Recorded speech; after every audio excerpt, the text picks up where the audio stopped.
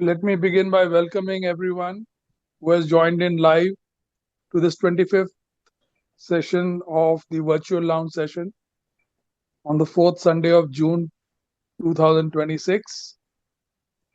The topic for today is entrepreneurship, the TiE and SAM-Combinator. This is TiE would require some elaboration. It is the Indus Entrepreneur. And of course, the SAM-Combinator is well known. The speaker is Mr. Anil Khurana, 78 batch SCA. He and his wife Ramita are settled in Boston. They have a place in Dubai also. But today he comes to us from Ann Arbor, where he is with his daughter and grandchildren. It's going to be an exciting session. Entrepreneurship is indeed the hot topic of the day. And he will lead us through the basics of entrepreneurship, the greed, the ambition, and what it takes to put together a successful entrepreneurship. Of course, he will give examples of from the SAM community and from the TIE community, which, as he has explained to me, is an equally close knit and cult like community, very much like the SAMs, with which he has been associated for over 25 years. So, Anil Khurana and his wife left for the US in 1988 on their honeymoon. And if I can quote him, he says he continued there with his MBA and his PhD. And he got his doctorate in a very exciting subject, if I may. So I'm sure a lot of young Sams and Simis would be ready to take him on as a guide.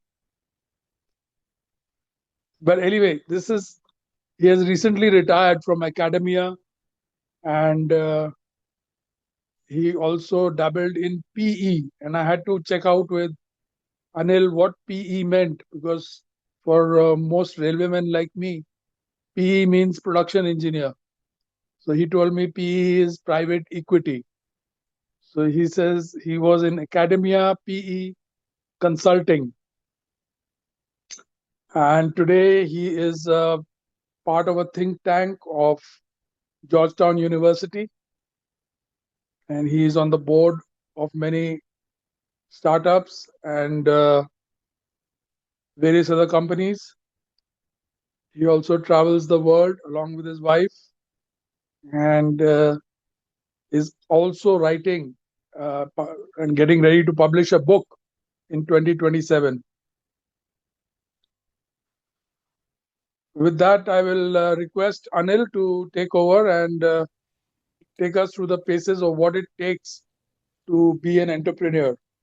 Is it really like jumping off a cliff without a bungee rope, or is there more to it? Over to you, Anil. Well, thanks, Ranjit. Thanks for the introduction, and good to see a lot of friends, some that I know well and some that I haven't met before, and really excited to be here. So I think, as Ranjit said, I'm in Ann Arbor, Michigan. Our older daughter, who's a doctor, lives here. She was actually born in Michigan, where I did my PhD, and she's now a doctor here. And she has three little kids and fourth one on the way. So we're here to lend a helping hand for the next few weeks. And then after that, actually, we're going to be meeting in California in August for our second US reunion. And I think a couple of folks on this call will be there, Mr. JL Singh, Pankaj Sinha, and maybe a couple of others that I'm forgetting will be there as well. And glad to see Mr. Sehgal on the call too. Mr. Vinay Sehgal is one of the SAMs who I did interview for an article that will be published in the autumn issue of SAM, and he's one of the entrepreneurs that I look up to as well. So, Mr. Sehgal, glad to see you on the screen. So, just to get started, I think as Ranjit you introduced, I'm going to talk about entrepreneurship broadly. TiE is the Indus Entrepreneur. I'm glad to see at least one TiE charter member on the call. That's Upasna Sharma on the call. I didn't know she was a member of TiE, Delhi. So I'm going to narrate a few stories, give a few facts, definitions, and maybe a bold, crazy, ambitious idea around SAM-Combinator, which may or may not see the future reality or not. But let's jump in. So this, you should be seeing a graph that is essentially a series of studies done over the decades. It's a summary of what age do entrepreneurs start successful businesses. And without boring you with the statistics on the graph, you see that it starts around 1 on the left and goes up to past 1 on the right. 1 essentially is the survival ratio. So at age, let's say 20, 25, 30 or less, most entrepreneurs start businesses and take them forward. And then for a period of time between, let's say, 35 to 50-ish, the proportion of successful entrepreneurs drops and then rises again. And you might wonder why, but basically, I mean, that's what happened to me as well and many others. When you're young, you have no obligations, you're bold, you can take risks, you can, jump off the deep edge, as they say. But when you are 35, 30 plus or minus, I think you have a family, you have kids growing up, you need an income, you don't want to take extreme risks. So entrepreneurs typically drop off. Again, it's not zero, it's actually still surprisingly pretty high. And then when you're at, sort of my age now, 50, 55, 60, you say, okay, now I can take the risk. I have some money. I don't care if I lose it. My kids are well settled. I'm taken care of. So essentially, the point is that entrepreneurship is about taking risk. There are certain stages in life where you're better equipped to take the risk, and then at certain stages in life, you're not. So risk taking is the core. So I mentioned earlier, so Mr. Sehgal is on the call. I interviewed Mr. Sehgal, Dave Sharma, and Sandeep Aneja, all three at different stages of their entrepreneurial careers. And there's some very common lessons learned. First of all of them except for Sandeep are 40 plus, or were 40 plus when they jumped off. So they clearly were going against the grain, so to say. That's the age most entrepreneurs don't, jump off the edge. So, Mr. Sehgal, I think I'll narrate some story very briefly. It'll be published in the next autumn issue of SAM. Well, Mr. Sehgal left the railways. He was a very successful production engineer, Ranjit, to use a PE term, at DLW, and I think did some really bold things. That led to him joining Johnson Pumps as an executive in the manufacturing engineering business. He set up new plants, new facilities, and at some point he decided to set up his own business. Had a rough experience with some partners who let him down, but then he went on to found and scale up a company called Quality Needles, a very sophisticated needle manufacturing business for the whole medical device industry, essentially high quality, high fidelity, precision, and did that for many years and became a world leader in that. I think, if I recall, Mr. Sehgal, 70% of the world's demand in a certain segment of the product segment was being met by Quality Needles. Mr. Sehgal, since you're on, want to say a few words? Well, thank you very much for your kind words, Anil. Much of it is not deserved fully, but anyway, the thing is that we did achieve a certain degree of success, particularly in designing and manufacturing the machines in-house, because it was a very closely held technology. And the real leader in this field was Johnson & Johnson, and they held many of the patents.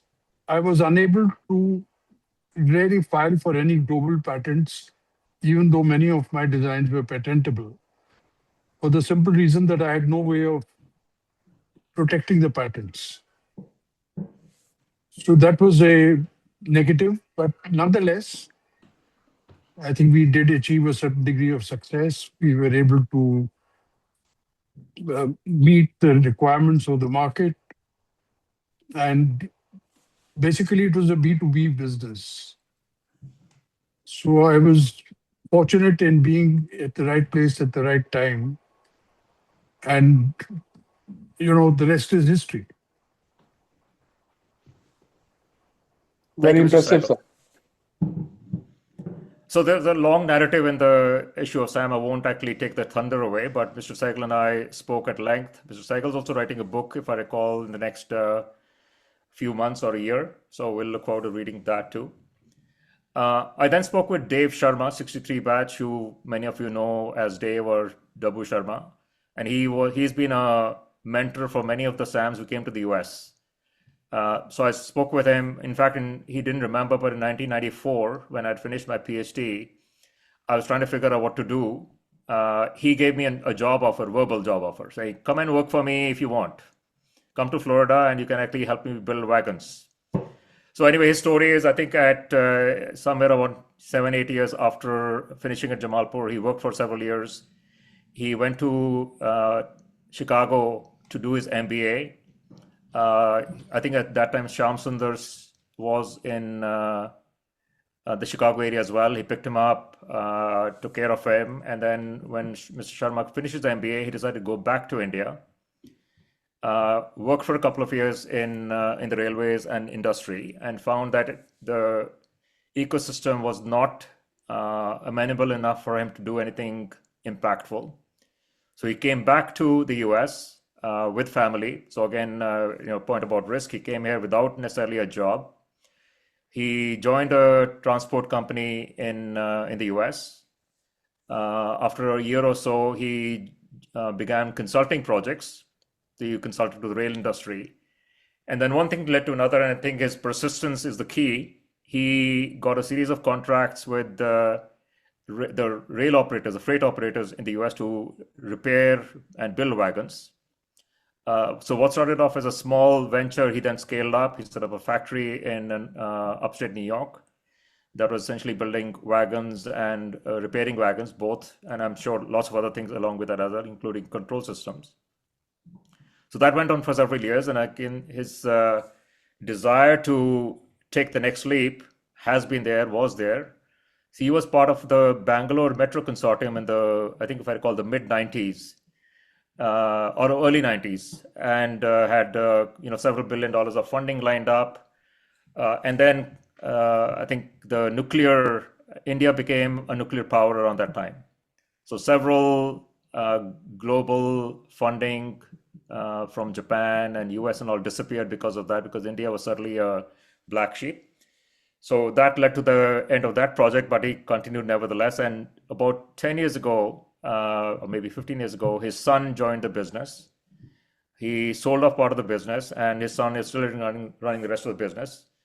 I think if I recall, he mentioned that way before Google Gemini was launched, they were working on something of the nature of a LLM as well. So several years ago. So I don't know where that is, but some really cool AI work that is being done. And throughout all of this, I think there were two things that he mentioned that are important to recall. One is that he never borrowed a cent. So that's what in the punchline here. He never borrowed a cent. So he did it himself. He stayed within his limits. So unlike much of entrepreneurship today, including me, we actually rely upon venture capital. He said, I did not want anyone to interfere with my business. I didn't want to be in debt to anyone. So I never borrowed a cent. The second was, I think all relationships matter. So I think his network in Jamalpur, network with the railways in India, US, that's what helped win business, build a credibility, build the brand. And so a very successful gentleman. I think he is not on the call today, I understand, but hopefully he'll make it to California. And his son is continuing in the same vein. I think he's more of an advisor to the business rather than actively involved. Sandeep Paneja, I don't know if Sandeep's on the call, I can't see the attendees, but Sandeep is based in Washington, DC and Singapore, and his story is somewhat different, so a little earlier. So he came from, after Jamalpur, I think he spent a year or two in the railways, and then came to the US to do his master's in engineering. So he did his master's, worked for I think a railroad engineering or civil engineering consulting company. For 2-3 years in the DC area.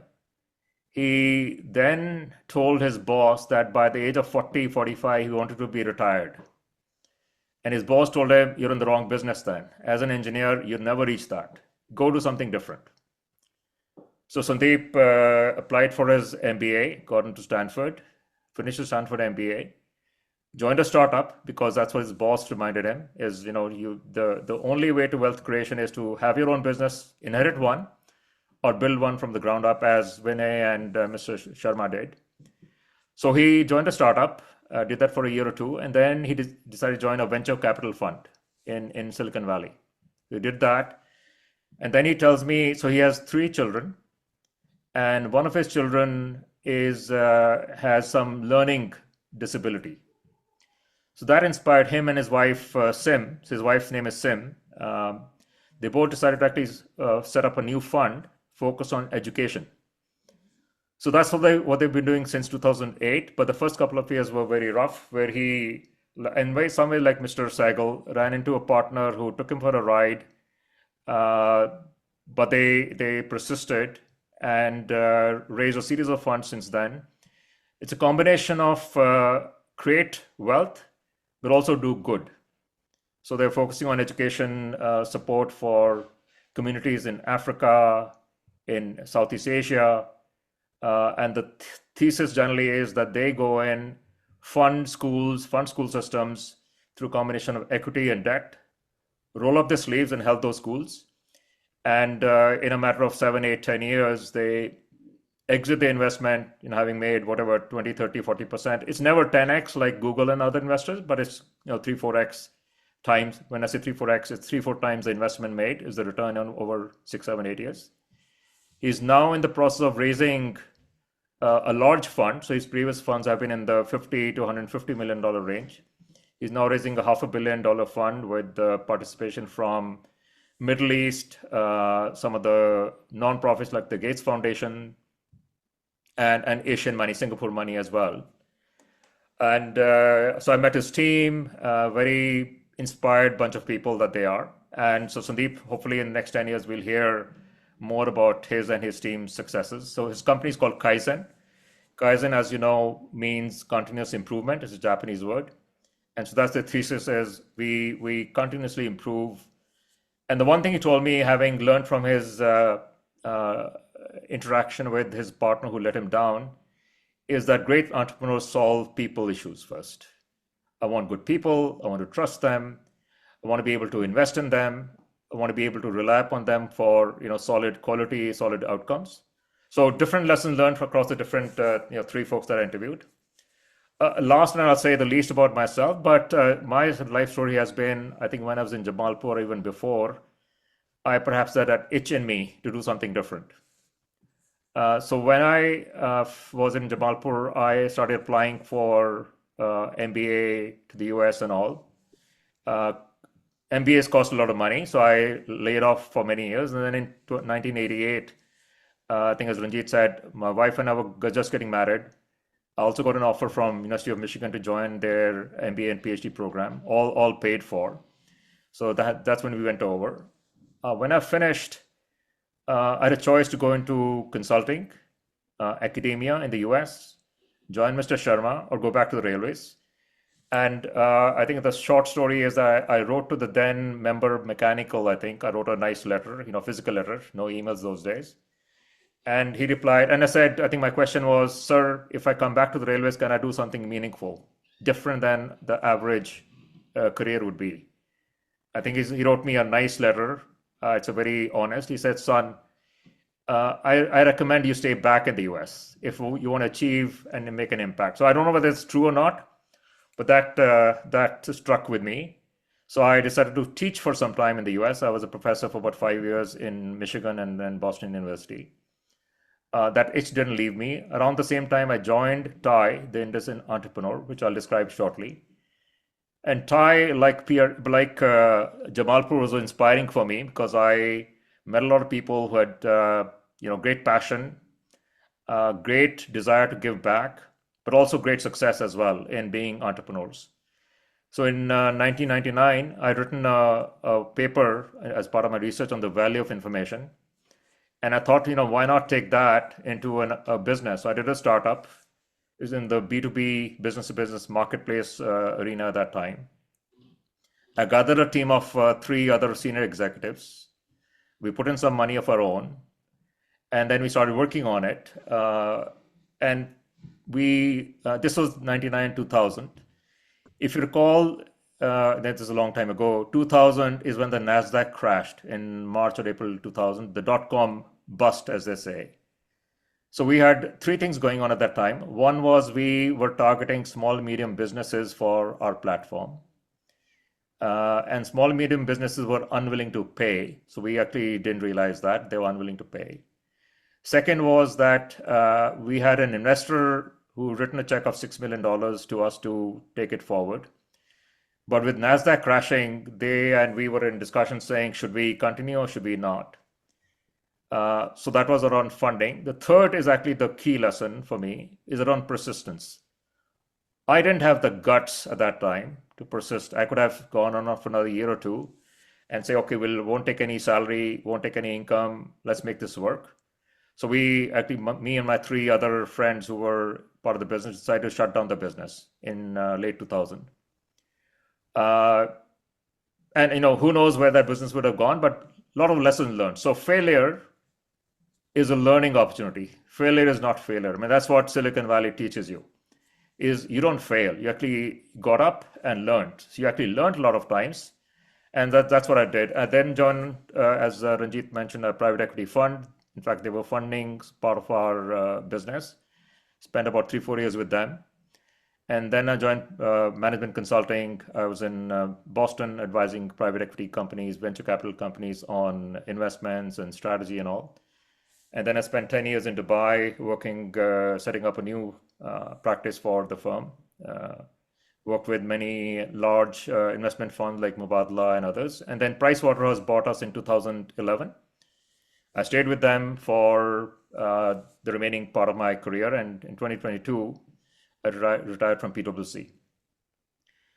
Now, post-retirement, I had told myself I'll do fundamentally three things. One is spend a lot of time with family and friends, which I do a lot. I think anywhere I go, I try to make it a point to meet anyone that I ever met in my life. So in California or Michigan, in fact, I'll meet Mr.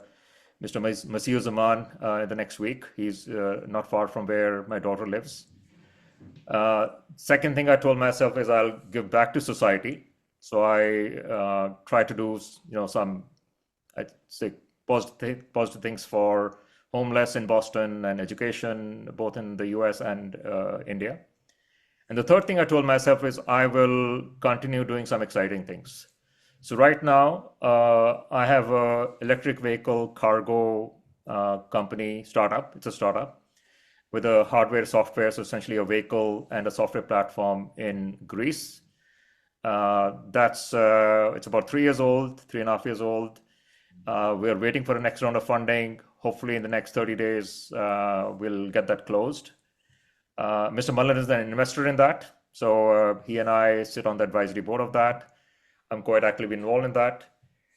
As if one isn't enough, having learned a lot, Mr. Mullen and I, in fact, are working together to set up a solid-state battery business. We're trying to license some technologies from a couple of labs in India and maybe China and set up a battery business, so battery storage business in the Middle East. I'm on the board of two companies. One is AI traffic congestion platform, and the other one is a Hyperloop company out of India. And then one of my friends and Ramita and I are starting a fashion tech company where we actually just applied for patents and all. So stay busy, stay out of trouble. But I think Jamalpur also taught me to have multiple things going on at the same time. And my lesson was, I think, as I say in this punchline below, that innovation and ideas don't leave you. And if we put together the good people, there are no limits. And to Ranjit's example of jumping off the deep edge with a bungee, I mean, that's what it is. You take the risk, but you also measure the risk, and then you jump. So across these 3 or 4 different examples, I think there's one common theme that I would say, the same instinct, which is how can I assess what I want to achieve, keep the ambition on, but also measure the risk and be able to take the leap. Ranjit, I can pause for discussion or questions anytime, but if folks want to jump in, or I can keep going and we can do it at the end. All right. So as I said, as Ranjit said, I'm actually writing a book. The book is on entrepreneurship, entrepreneurial ecosystems. I'll talk about that briefly. But as I was thinking about that, and I spoke with Jitinder Chikara, 83 batch, a few days ago, and he said might be worthwhile to talk about what VCs look for in a good founder. What are the drivers or enablers of a venture capitalist? Actually, did I? Yeah. So, actually, if you look at both my experiences, others' experiences, and a lot of writing, I think there are fundamentally three sets of things that describe entrepreneurs. The foremost one is actually the mindset, the passion to drive for something. If it's just about making money, yeah, I mean, there are people who succeed, but it doesn't always become a worthwhile, exciting journey, fulfilling journey. So the vision and the passion is important. I think in India we use the word jugaad. Jugaad is also important, but in a good way, right? Not shortcuts, but being creative, being resourceful. And in my book, I call that hustle. Can you actually go and make something happen? And the last one in the first bucket is also awareness, that you're self-aware of your strengths and weaknesses. And so VCs actually look at this one in particular. Yes, you have the passion. Yes, you're creative, but will you listen to anyone? And now clearly there are people like Musk and Sam Altman and all, and in India as well, who are so successful they don't listen to anyone. But venture capitalists still think that's a very strong trait because no one has all the answers, right? Entrepreneurs, least of all, when they're carving out a new industry, new sector, blazing a new trail, it's very hard to anticipate everything. Number two, clearly, very obvious, is you need to have the skills in the area you're working in. Now, certainly there are people who work in new areas, they don't have the skills. So for example, I'll mention my fashion tech idea that I won't bore you with the idea itself. But I said, I don't know anything about fashion. I have the least sense of fashion. My wife does, but I don't. So we need to find a fashion tech executive to join our team in coming months, because without that, you don't have the right intuition, the right decision-making capabilities, and so on. So with Mr. Sehgal, Mr. Sharma, you saw that both of them stuck to their knitting in a way. Mr. Sehgal in manufacturing, that was expertise, clearly went off into medical needle, which is a different field. And Mr. Sharma stayed in the transportation domain, clearly, repairing wagons, that is sort of the core skill set. But he then dabbled into AI and other things as well. So having the core skill set is important. I think along with that, one other trait which I put under persuasion and hiring is a startup is all about selling. You're selling the idea, you're selling to the customer, you're selling to your employees. So if you can't sell, it's a very hard journey, right? Just the passion without being able to sell. And selling doesn't mean sales. It actually means selling as in, can I persuade you? And the last bit is, clear thinking. The journey is very complicated. You have trade-offs every day. Almost every successful startup has gone through a week, a month, a year where they thought they were going to fold. They were going to end because they had no money, they were failing. But they then clarified their thinking and said, okay, if I do these three things, I will succeed for sure. And the last thing investors, venture capital look for is track record. It's easier to do your second startup than your first one, right? So prior history. So again, I think there are people who've done 5, 6, 8 startups, and for them it's actually easy. It's like riding a bike, as I say. Have the idea, build the team, get the capital. It's actually like second nature for them.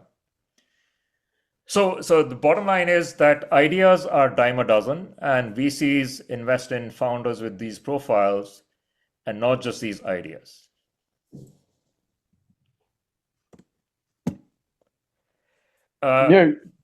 So, sorry, just one comment and then I'll answer the question. So one of the things that's happening these days, when I say these are the last 3, 4, 5 years, is that it's become even bigger.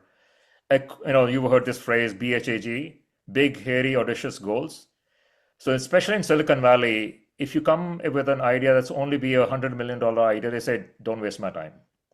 If it's a multi-billion dollar idea or $1 trillion idea, okay, let's now talk. So that's another next level of, ambition and passion and seeing the unreal. So I gave a few examples here. The first three, Bloom Energy, Zscaler or Zscaler, and Cursor, are all Indian founders in the US.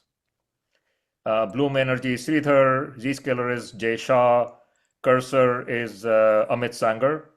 Amit Sanger is only 23 years old. He's already a multi-billionaire, whereas the other two. And then Anthropic and SpaceX are again other trillion-dollar businesses that were started off on a ambition that was just, I'd say, out of this world, right? Beyond what you would say typical comprehension. So I think the boldness or the jumping off the bungee jump has gone another step higher. All right, I think there was a question from someone or a comment from someone. Yeah, I'll take the liberty of quoting the example of my batchmate who happens to be in the US. I think he also went into setting up his own business. He called it Ace Prep, and I think it was in the education sector. And he got hit by the same dot-com bust. And as he mentioned to me sometime, that he had to go back to becoming a wage slave. In essence, yeah, he lost all his thing. But yes, it's a very exciting thing to be jumping off the edge of a cliff and to be able to assess the risks, and you just don't know what's going to hit you because everything is not in your control. So Yep. it's been a fascinating talk. You go right ahead, Anil. Please Yeah. complete your talk, So because otherwise, which batchman are you talking of? my batchmate Shekhar Sinha. Oh, clear. We are in touch with Shekhar. Yes, that's right. Yeah. So he went back to being an employee. Of course, he was in the IPS. Then he Right. went over to the US, Yeah. and That's right. he worked with Motorola, and then he set up his own education. And he called it Ace Prep, but got hit by the same dot-com bust. Yeah, well, I'll catch up with him on that. But I also know he's very politically active. He's a Democrat in Texas, and he and actually knows quite frequently on that. Cool. All Yeah. right. So I wonder how many Sams there are. I mean, you've chosen. There are three, and one is yourself. Four. There may be many others in the I think US. there are at least a dozen more, and that was simply part one of what I wrote because I had to Yes. finish something in a couple of months. So, in fact, Java and Shaker, and there are many others. You're right, there are likely 20 Each. others that Yeah. each with their own story. So, switching gears, let me talk about entrepreneurship a little more generally, and in a way, I think narrate the shift that has happened, Ranjit, as you said, from being IPS to doing a startup and all. And this is the journey that many of us have seen, right? Our kids are perhaps doing that. So 50 years ago, plus or minus, when we were starting our careers, I think most of us wanted a job, wanted to land a good job, IAS, IPS, railways, private business, right? And our parents would say, doctor, engineer, or maybe IAS, and that's it, nothing else, right? Of course, today it's very different, right? Our kids, our nephews, our friends, their kids are busy with startups, whether it's Ola or Uber or Cursor and so on. And in many ways, and this is the punchline at the bottom, entrepreneurship has moved from being a marginal activity to being the center of economic growth. Has become a romantic thing to do. So I say story of three Yes. sons. This is actually a narrative that I heard 25 years ago, and this can apply anywhere in the world. But the story is that two Indian couples, this is in the late 90s, after having worked for several decades, are meeting up, and they're both telling the story of their children, how well they've done. So one of the parents talks about their three sons, and they say we have three sons. The oldest one is the CFO of a business company. Can be an Ambani, Adani company, whatever. And he's doing really well. He has nice perks. He makes whatever several lakhs a month, and has a car and given by the company. And the kids are doing well, best schools, etc., etc. The second son is an engineer, doing well as well. Clearly works harder than the CFO because engineers work really hard. Goes to work at 7, comes back at 7, works hard, but is well paid, His again, family is well taken care of. His kids are doing well. Wife is doing well, etc., etc. So the third son, the youngest one, we just don't know what to make of him. He comes, he goes. He's never dressed properly. We don't know what he does. He has, he throws away money sometimes. Then he has no money. And then fast forward a little bit, and they continue the discussion. Turns out the third son actually owns the companies that the other two sons work in. So the point was that entrepreneurship was never celebrated in India. Again, I think if you came from a business family, you continue the business, but the notion of starting something, taking the risk was never celebrated or rarely celebrated. But that's now become mainstream. And the same story you can actually hear in even the US is the typical conservative family did not want their kids to be startup people. They want to get a good job in a factory, in an accounting company, etc., etc. So a lot of things have evolved. Now, if I go forward, and this is a couple of slides, so pardon me if I'm throwing too much data at you.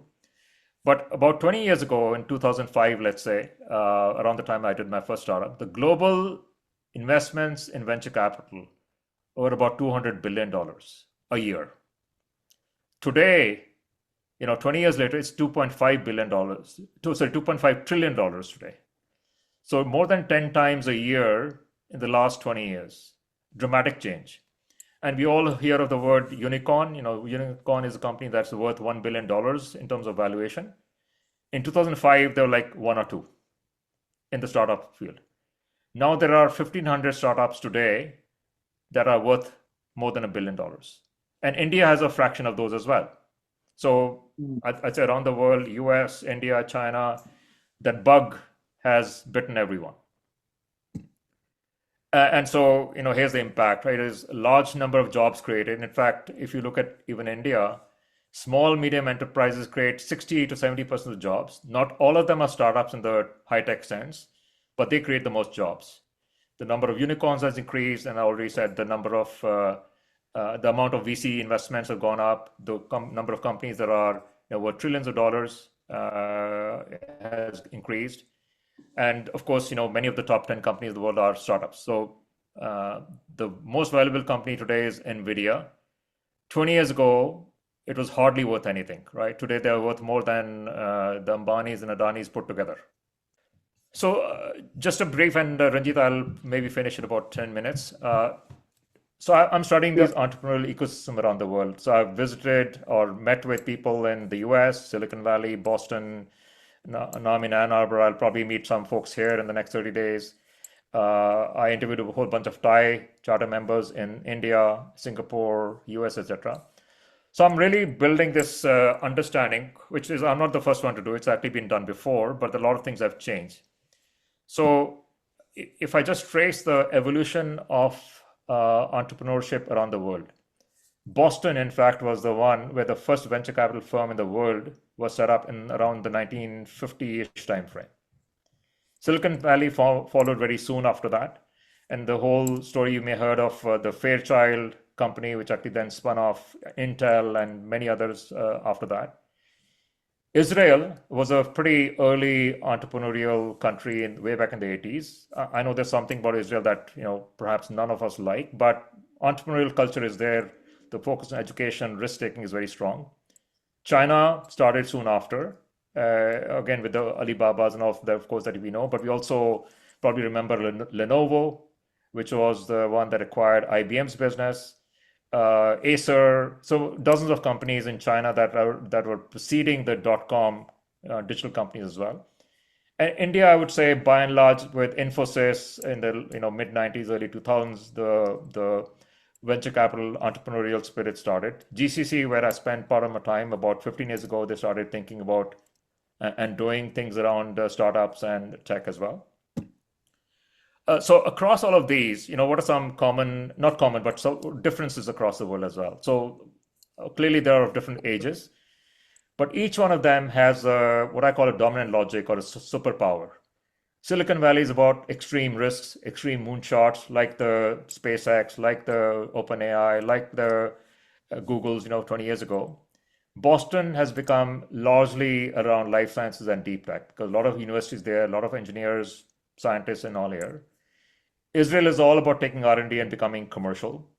China has their own markets. It's about scale and speed. India, I think, is still, I say, not reached the same stage as China, even though that's happening. But the talent is there, and so actually still seen as the back office R&D center for many global companies, rather than the innovation capital of the world. But that's changing pretty rapidly. And if you see the column on unicorns, India has 100 plus unicorns today, right? So that's actually happened in the last 5-10 years. And Out GCC of is still very young. 100,000 startups, Yeah, 100,000 startups. That's right. So only 150 only 150. odd unicorns. Yeah, I mean, not everyone is a unicorn, and unicorn is not the only measure of success, right? It's clearly, if you start a company and sell it for $100 million, that's $100 million more than you had, 10 years ago. So it doesn't have to be $1 billion company. So if I just move forward, actually, I've just last week I was visiting one of the board members of a homeless nonprofit that I help in a town called Manchester, and their neighboring house is this house called Craigside, and this is where the father of venture capital lived till 1975. I didn't know that. I said, what an amazing story. Georges Doirot, a French guy who came to study at Harvard Business School, finished at Harvard Business School, became a professor, and then he raised a small amount of capital to invest in other companies, something like, I think, $500,000. He raised $500,000 in 1955. In 1957, he put $70,000 that into a company called Digital Equipment Company Corporation. Digital Equipment Corporation then became a multi-billion-dollar company and was sold later on to Compaq. And that's $60,000 or $70,000 became $350 million in about 15 years. So, that's like 10,000 times multiplied in about 15 years. And then he gave his money to different charities. Actually, then in a way, he was responsible for Boston's ecosystem. He connected people would come and live with him. Startup, entrepreneurs would come and he would actually give them a home. So he actually cultivated a lot of spirit around entrepreneurship. And that's going to be in the book now that I found that out. I mean, it takes a long time to build an ecosystem. And that's the other point is Silicon Valley has been around for 75 years, GCC only 15 years, India 25 years, so it'll take some time. And clearly multiple success stories feed into that. Failures, if we read them right, are actually learning themes, but success is always success, and actually more success becomes, as you say, a rolling stone. So if I spend a few minutes on India, and then I'll go to the SAM-Combinator in a second. So this is the story of India. I think all of you know this better than I do. And in 1991, when liberalization started, that led to the first wave of outsourcing, but also foreign FDI coming in. Infosys IPO happened in the late 90s. The IT boom happened around that. And then internet.com boom happened in India around the 2000-2005 timeframe. Naukri, Make My Trip, these were some of the first large companies. They were not unicorns at that time. They're still worth a few hundred million. Ola and all. And then first unicorn in 2011 in India. And then since then, Startup India, which was, I think, started in 2015 with the government's support as well. 100 plus unicorns. Today, of course, the government setting up $12 billion series of funds, AI, deep tech, semiconductors, all of that's happening. And these are some of the key players. You know many of them. You use many of them on day-to-day. Some of them are B2B, some of them B2C, but Flipkart and Ola, household matters. Some of them have gone to trouble as well, right? So all companies go through a cycle. Big companies are small, but even if you are beyond the startup stage, there's disruption happening all the time. So I think, Ranjit, these are the numbers you were talking about: 150,000 startups, 100 unicorns, 1 million jobs created. And after US and China, India is becoming the number 3 ecosystem in the world. Okay, I forgot about the TiE thing. So TiE, and Upasana is a charter member in Delhi. The Indus Entrepreneur was set up in the early 90s, around 93, 94, with the intent to connect Indian, they actually broadly said Indus, so Indian and Pakistanis, to connect them back to India. So essentially, Silicon Valley, one of the secretaries of electronics visited them, and Kanwal Rekhi and Dhiren Shah and a few other entrepreneurs, successful executives at that time, they were not entrepreneurs necessarily, met him and decided to start this group called TiE, which then grew over the years. And so fast forward today, they have about 150,000 members around the world, 100 plus chapters and so on.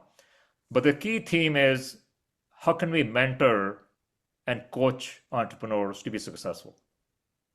Focus is India, US, I think, as I mentioned. And within that, they do a whole bunch of things, but they have an angel forum where startups come to pitch to TiE charter members who may be investing individually. They invest in, so US TiE angels are investing in Indian companies. They hold a conference every year in every city, more or less.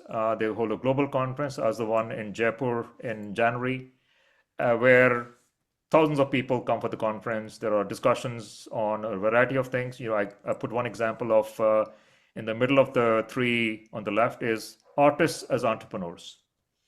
So 3 women artists. Artist doesn't mean only painters. One is an actor. Another one is actually an artist. Another one was a cartoon artist. They all started businesses, successful businesses, and so they talked about that. My own experience was, I've been a member of TiE since, as I mentioned earlier, since '99. I met some friends. They brought me to some conferences and working groups and all. I got really interested. I then joined the charter member and a board, and I'm also part of TiE Angels. But throughout all of this, the themes are, mentor, trust, know each other, lifelong learning, from founders and to founders, connect people, give them access, give back. And then, of course, don't forget that accidents happen all the time. Serendipity is the biggest, I'd say, cousin of innovation. You meet someone at random, and it becomes the best thing that happened in your life. So, they say karma happens to you, right? So karma still happens to you. All right. So this is the last slide, and I can go back and cover other things if you want to. So if there are ecosystems being built like TiE and others, and every city has that, and Arjun Israni, who's in California, he may be on the call. I'm not sure, it's very early for him. He and I were chatting Okay. So we were just chatting, and we said, first of all, since Jamalpur itself as an institution has been, closed as of 2017 or 18, whenever that was, we will not have any batches coming in after 2015. Right. So this club of ours, this cult of ours, on its natural basis, is going to dissolve sometime soon. So we talked about 2 things. One is, how do we bring in the children into the fold? Now, I know our children don't listen to us at all, right? As our kids don't. But what if we brought our children into the fold, get them interested in all? And by the way, many of them, as I said earlier, this generation is seeking entrepreneurial opportunities. I know from just the folks that I've talked to, and Dr. Verghese may or may not be in the call, but his grandson is this month or next month pitching at Y-Combinator for the next round of funding and mentorship. Ravi Kochak's son, Sarvagya, is in California and building a semicon design company. I don't know the details. So there's a lot of spirit amongst the SAM kids or grandkids, in the case of Dr. Verghese, who are keen on following a path to being an entrepreneur. So the question is, and that's why this is wild, because can we connect the SAM network globally? I mean, so all of you on this call are very experienced, not necessarily all entrepreneurs, but all experienced in your own journeys of life, of industry, manufacturing, investing, and so on. So could we, and this is on the left side, could we expand the SAM alumni worldwide to start working as mentors and coaches? Could be in the US, could be in India, could be in the UK, Singapore, wherever we have our network. We could potentially ourselves, and bring in others as well, help the next generation with some capital, financial capital. We've also been operators and builders. We could actually be advising them as board members and other things, and help them create the next ventures of tomorrow. So we already, as Jamalpur, we have produced lots of engineers, CEOs, a few entrepreneurs, investors, and builders. Do we have the intent and will to do something like this? No, I think in startups, they say every startup when they started, in fact, you heard this from Elon Musk about SpaceX, there's a 5 to 10% chance that it actually succeeds. So this idea, like any other startup idea, has maybe a 5% chance that it'll go forward, but should we consider it? And when I say that, what we could do is, mentor some people informally. So experienced SAMs, Mr. Mullen, you're already doing some of that in Dubai, for example. Could we expand that to others as well? Could we bring, and so I mentioned TiE earlier. TiE angels invest in startups.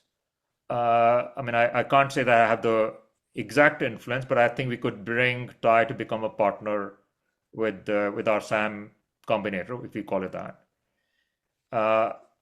Many of our friends, relatives, cousins, nephews, and all perhaps are involved in startups. We can actually ask them, maybe even this forum, to come and share an idea.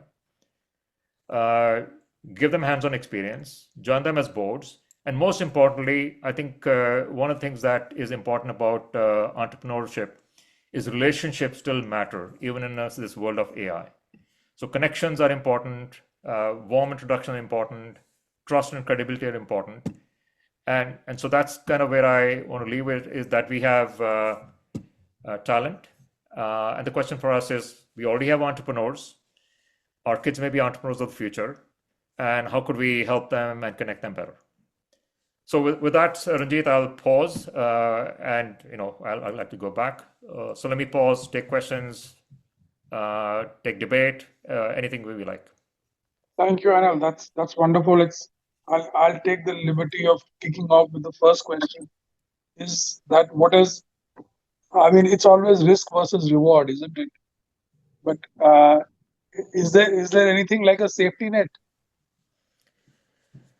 Well, so it depends on safety net. So I go back to my very first slide where I said age is a factor. But if I think about safety nets, the first safety net is your own saving, right? So when I say that, I'm answering the question generally.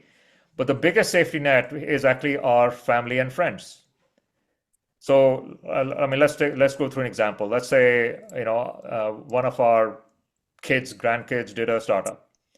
They put their savings in, didn't work, they need more money. Well, Ranjit, you and I will put in more money because they're our kids, grandkids. What happens next thing is they fail. Well, either at that point we say, so in fact, this happens a lot. A lot of startup kids actually live in their parents' basements because at least you save on rent. A lot of them stay with friends, right? So safety net becomes a friend and family. But then I also go back to the notion that if you're that capable, any corporate job is waiting for you.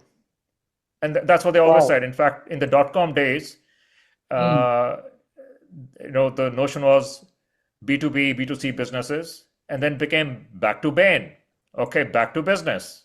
Because that's the safety net, is your job, because as I said, failure is a lesson learned.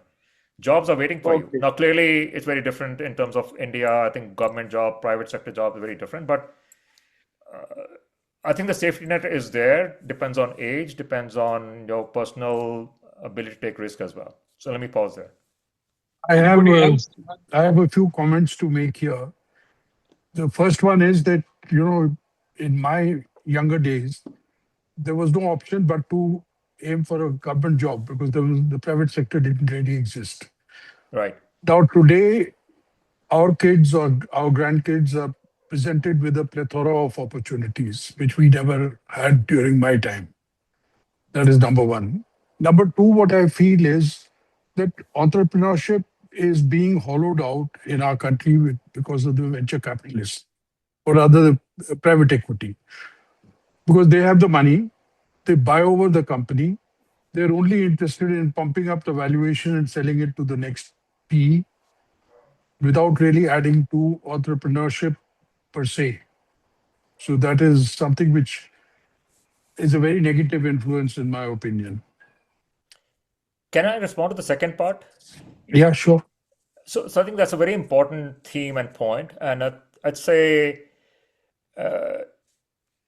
so. Groups like TiE, for example, there's a spirit of giving back as well, right? So it's actually a delicate balance in a way. When it's a delicate balance, you can actually be all about greed and, as you said, pumping up valuation and passing on the buck to someone else, like Biju did, right? Baiju. But there's a whole bunch of entrepreneurs, successful entrepreneurs, that also want to give back. They actually want to cultivate future entrepreneurs. So the whole label of entrepreneurship is not negative. The venture capital industry broadly has become driven by the notion of returns only. But who is driving that pressure? I'm assuming that you're not an investor in one of the venture capital funds, but No, I there are am. I investors. am. I happen to be a member of the Indian Angel Network. Right. So I am trying to give back something to society as well. Yeah. But the other point that I was going to come to was that the idea of philanthropy is virtually non-existent in our country. Right. That's And right. that is something which we need to foster and actively foster. Yeah, fully agree. And in fact, if you're in the Samawar group that we have on the SAM network, that's one of the debates that Dr. Verghese, Jacob Verghese, and I and others have having frequently. Is that in India in particular, and I think the illustration was that Christianity suggests that you give 10% of your earnings back to the church. You know, they call it a tithe. Yeah, tithe, right? And similarly, you have zakat in Islam. I think in the Hinduism, Sikhism, we give back to our temples as well. It's not a number, but we give back. But I think the extreme view, and I think we lean towards a political discussion now.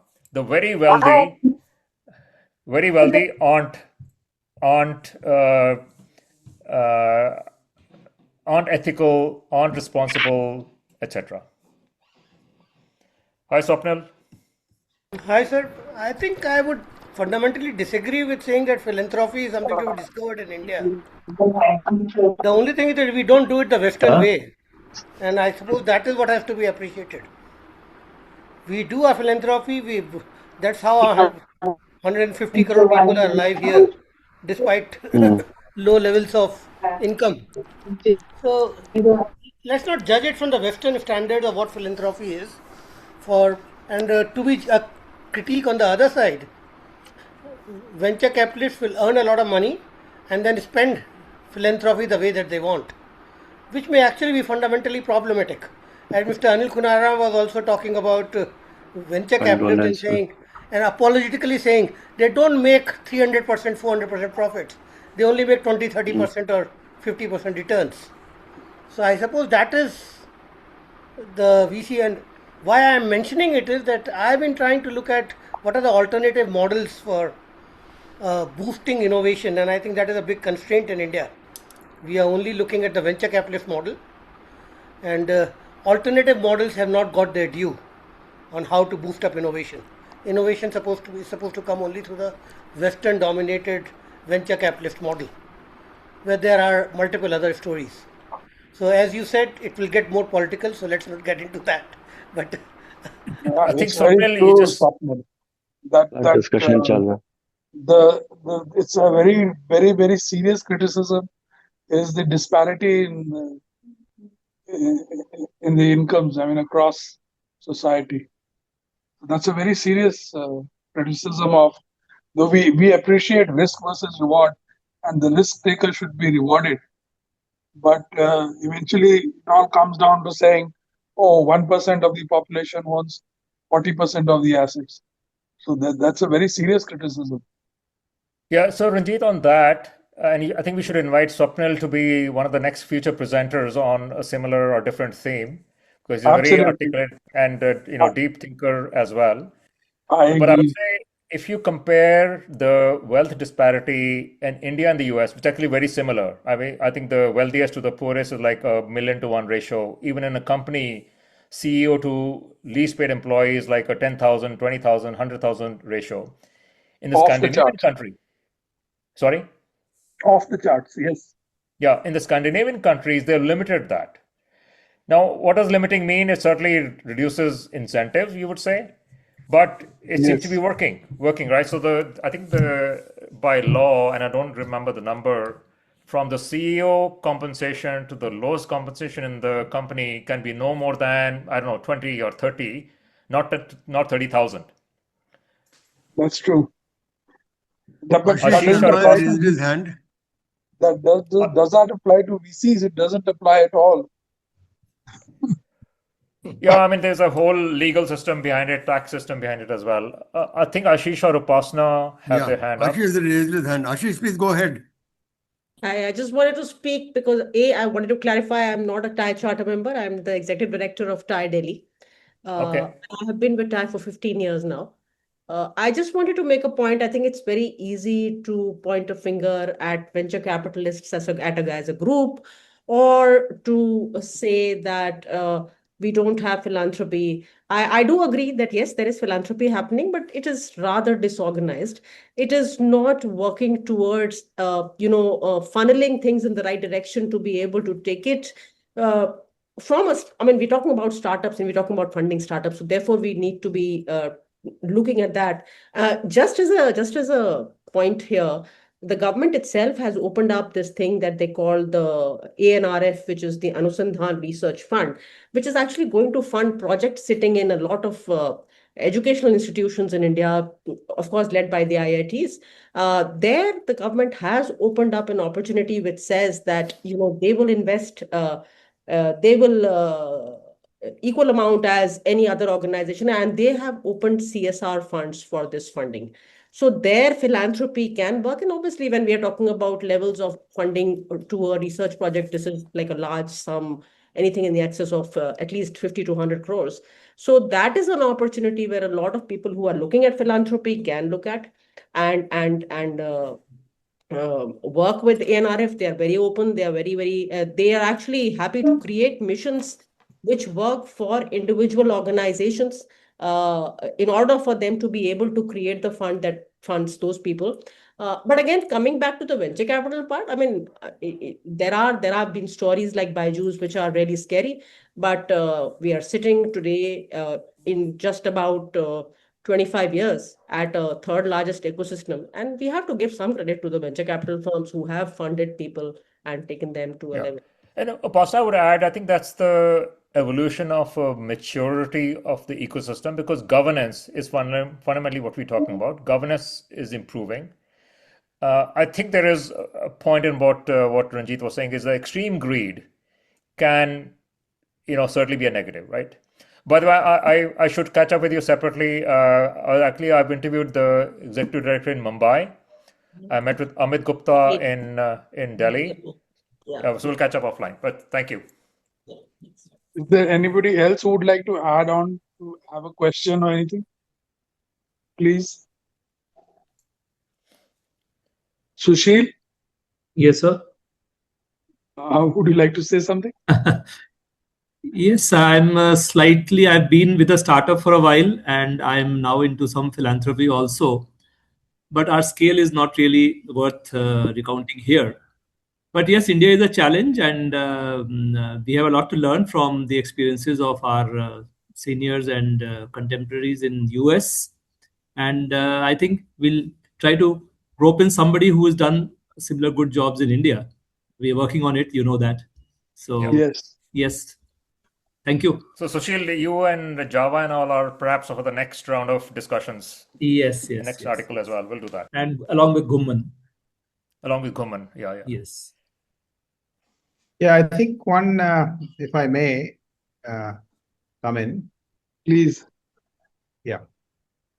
What I have noticed is that there's a lot of philanthropy which goes by many of the billionaires in the West are willing to give their money for 0%, interest almost for anything which will help the environment, particularly clean energy.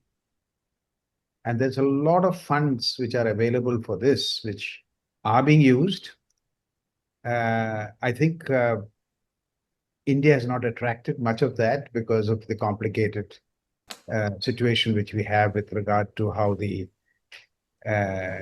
tax authorities deal with many of the problems which investors have. But there's a lot of money floating around in India too, but there's very little invested in entrepreneurship. Contrary to the hype which the government creates, there is not much money invested in. So some of the leading businessmen are more engaged in acquiring, more and more assets. I don't think they are creating wealth, in the country.